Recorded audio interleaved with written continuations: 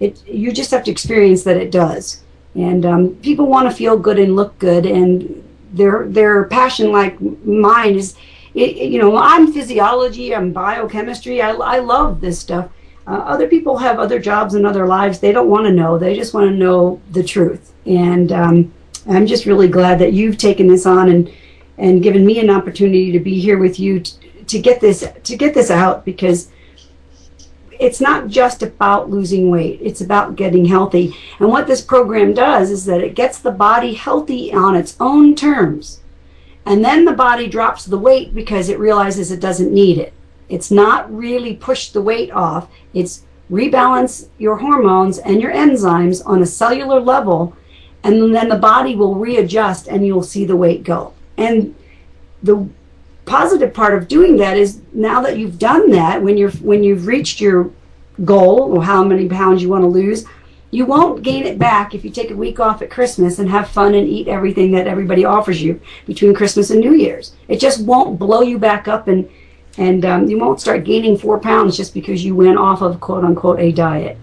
That's the exciting part to me. It's permanent because you're changing your hormones and your enzymes. You're truly getting healthy.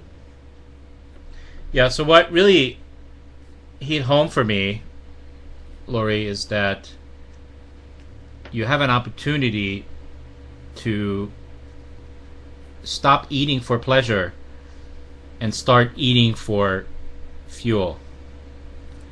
Not to say... When I read that, I said, damn. That's not to say that time to time, you're not going to eat for pleasure, because I will.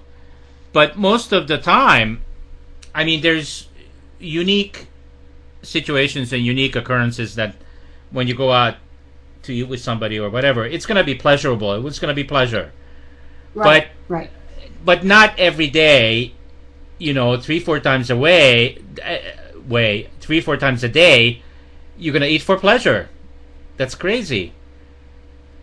Right, and I've noticed, and I've noticed with myself, just before we even started this stuff, that I wasn't even finished with the meal that I was eating. I was thinking about already what I was going to eat on the next meal.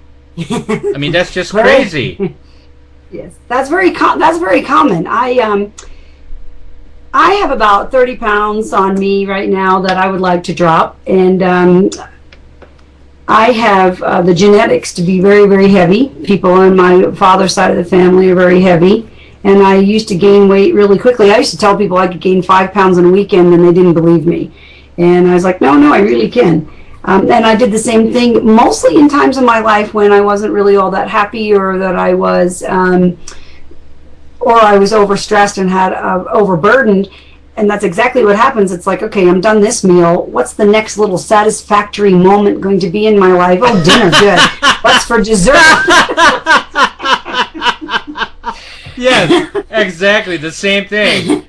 Since, I haven't had sex for many years, it's like, that's a different subject matter altogether. We're not going to go there. But when you don't have that pleasure, then what else is left? Food, right? Right, exactly. And one of the gentlemen that I took care of when I was doing home care was a phenomenal man named Charlie Donnelly, who had ALS. And when I met him, he was just having trouble walking, and 6 years later, he was still alive on a respirator. And the saddest part of the entire journey was when he could not eat. And he had a stomach tube and feeding tube for at least the last 2 years of his life. And we used to talk about it all the time, because right up until then, he'd say it's still worth being alive because I can eat. And but he found other reasons to be alive after not being able to eat for 2 years. He had family, wife, children, all kinds of things.